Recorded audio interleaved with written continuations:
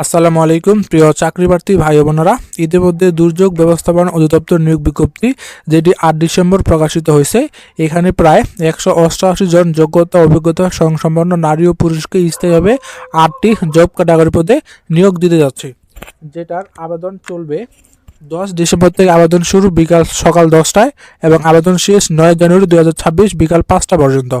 এই পদে কে আপনি আবেদন করতে পারবেন, আপনাদের শিক্ষাগত যোগ্যতা কী লাগবে, সব কিছু নিয়ে বিস্তারিত আলোচনা করা হবে। এখানে তার প্রথম শর্ত দেওয়া রাখছে যে আপনাকে অবশ্যই বাংলাদেশের নাগরিক হতে হবে এবং আপনার বয়সসীমা 18 থেকে 32 বছরের মধ্যে হতে হবে। একটি গুরুত্বপূর্ণ কথা বলে রাখি, আমি আমার ইউটিউব চ্যানেলে প্রতিনিয়ত সরকারি বেসরকারি সব রকমের এনজিও জব যা কিছু A to Z জব শ্রেণীর বিস্তারিত ভিডিও আপলোড করে থাকি। অবশ্যই আপনি যদি একজন চাকরি প্রার্থী বা চাকরির খোঁজ করে থাকেন তাহলে আমার এই চ্যানেলটিকে সাবস্ক্রাইব করতে পারেন। তো চলুন আজকে প্রকাশিত এই জব সার্কুলার নিয়ে বিস্তারিত আলোচনা করা যাক। দেখতে পাচ্ছেন দুর্যোগ ব্যবস্থাপনা অধিদপ্তর বীর উত্তম একে খন্দকার রোড থেকে, এটা মানে তাদের অফিস থেকে প্রকাশিত হয়েছে। এখানে অবশ্যই আপনাকে এই ওয়েবসাইট থেকে অনলাইনের মাধ্যমে আবেদনটা করতে হবে। এখানে প্রথম পদ হচ্ছে কম্পিউটার অপারেটর, গ্রেড হচ্ছে 13তম, পদের সংখ্যা একজন মাত্র নিয়োগ দেবে এবং শিক্ষাগত যোগ্যতা কোনো স্বীকৃত বিশ্ববিদ্যালয় হতে বিজ্ঞান বিভাগে স্নাতক বা সমমানের ডিগ্রি অর্জন করতে হবে এবং কম্পিউটার মুদ্রা করে প্রতি মিনিটে বাংলায় 25 শব্দ বা ইংরেজি 30 শব্দের গড়ে থাকতে হবে। দ্বিতীয় পদ হচ্ছে কেশিয়ার, গ্রেড হচ্ছে 14তম, এখানে তারা 2 জন নিয়োগ দেবে।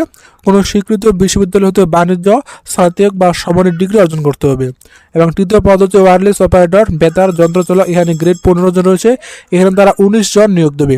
সরকারি অনুমোদিত TNT ইনস্টিটিউট হতে প্রশিক্ষণ সার্টিফিকেট বা কোনো স্বীকৃত বোর্ডে উচ্চ মাধ্যমিক সার্টিফিকেট বা সমান পরীক্ষায় উত্তীর্ণ হলে আপনারা এই পদে আবেদন করতে পারবেন। HSC কমপ্লিট করলে আপনারা ওয়্যারলেস অপারেটর পদে আবেদন করতে পারবেন। অফিস সহকারী কম্পিউটার মুদ্রাক্ষর, গ্রেড রয়েছে 16তম, এখানে 118 জন নিয়োগ দেবে।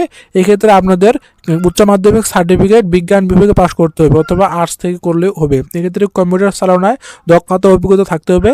বাংলা ইংরেজি প্রতি মিনিটে 20 শব্দ ও ইংরেজি 20 শব্দ টাইপিং করে থাকতে হবে। তারপর হচ্ছে সার্ভেয়ার, গ্রেড রয়েছে 16, 2 জন নিয়োগ দেবে। কোনো স্বীকৃত বোর্ডে উচ্চ মাধ্যমিক সার্টিফিকেট পরীক্ষা সহ কোনো স্বীকৃত প্রতিষ্ঠান হতে জরিপের চূড়ান্ত পরীক্ষা উত্তীর্ণ হতে হবে। গাড়ি চালক রয়েছে 11 জন, অফিস সহায়ক রয়েছে 17 জন। এখানে শুধুমাত্র আপনারা ক্লাস 10 পাস করলেই আবেদনটা করতে পারবেন এবং নিরাপত্তা প্রহরী এখানে নিয়োগ দেবে 18 জন। এখানে 8ম শ্রেণী বা JSC পাস করেছেন এমন কেউ থাকলে আবেদনটা করতে পারবেন। তো অনলাইনে আবেদন করার ক্ষেত্রে প্রার্থীদের নিম্নবর্ণিত শর্তাবলী অবশ্যই অনুসরণ করতে হবে। এই শর্তাবলী একটু জেনে নিই। এখানে প্রার্থীর বয়স অবশ্যই 18 থেকে 32 বছরের মধ্যে হতে হবে। বয়স প্রমাণের ক্ষেত্রে তারা কোনো এফিডেভিট অথবা রেফারেন্স গ্রহণযোগ্য করবে না।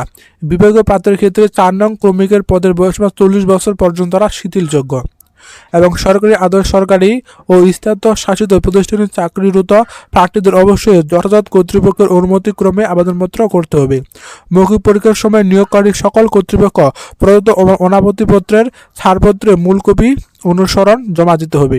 আর এই নিয়োগের ক্ষেত্রে কোটা সংক্রান্ত সরকারের বিশেষ অনুসন্ধান অর্থাৎ তারা কোটা যে সর্বশেষ নির্দেশ অনুসরণ করেছে সেটি তারা পালিত করবে।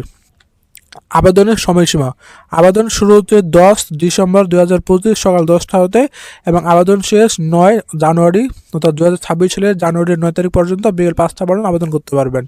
অনলাইনে আবেদন সাবমিটের সময়তে পরবর্তী 72 ঘন্টার মধ্যে SMS এর মাধ্যমে পরীক্ষার ফিটা জমা দিতে হবে।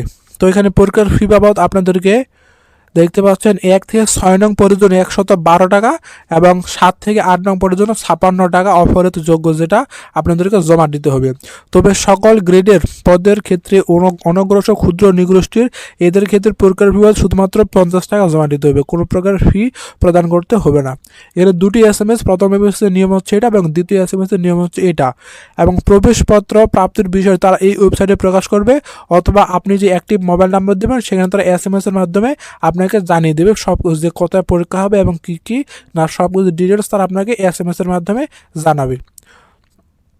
এবং সকল সত্যায়ন বা প্রত্যয়ন সরকারি প্রথম শ্রেণীর গেজেটের কর্মকর্তা কর্তৃক সম্পাদিত হতে হবে, অর্থাৎ আপনাকে এই সমস্ত কাগজপত্র সত্যায়িত করতে হবে এবং এটা প্রথম শ্রেণীর গেজেটের কর্মকর্তা কর্তৃক, যেমন সকল শিক্ষাগত যোগ্যতার সনদ, তারপরে কম্পিউটার মুদ্রাক্ষরে দক্ষতার সনদ A to Z অর্থাৎ আপনার যার রয়েছে সব কিছু আপনাকে সত্যায়িত করে তাদেরকে জমা প্রদান করতে হবে। বিজ্ঞপ্তিটি পত্রিকা ছাড়াও কিউআর কোড স্ক্যানের মাধ্যমে, তো আপনি যদি এই কিউআর কোড স্ক্যান করেন তাহলে আপনি সেটা এই বিজ্ঞপ্তিটা পেয়ে যাবেন খুব সহজেই।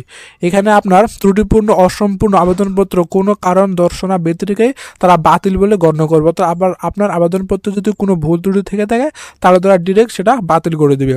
এবং লিখিত ব্যবহারিক মৌখিক পরীক্ষার জন্য তারা কোনো প্রকারের ভাতা প্রদান করবে না। ডিক্লারেশন দিছে যে প্রার্থীকে অনলাইন আবেদনপত্রের ডিক্লারেশন অংশ এই মর্মে ঘোষণা দিতে হবে যে প্রার্থী কর্তৃক আবেদনপত্রের সকল তথ্য সঠিক এবং সত্য, অর্থাৎ আপনার যদি কোনো প্রকার মিথ্যা বা ভুয়া বা অপ্রমাণিত হয়ে থাকে সেক্ষেত্রে তারা আপনার বিরুদ্ধে আইনানুগ ব্যবস্থা গ্রহণ করবে অথবা আপনার প্রার্থিতা বাতিল করবে।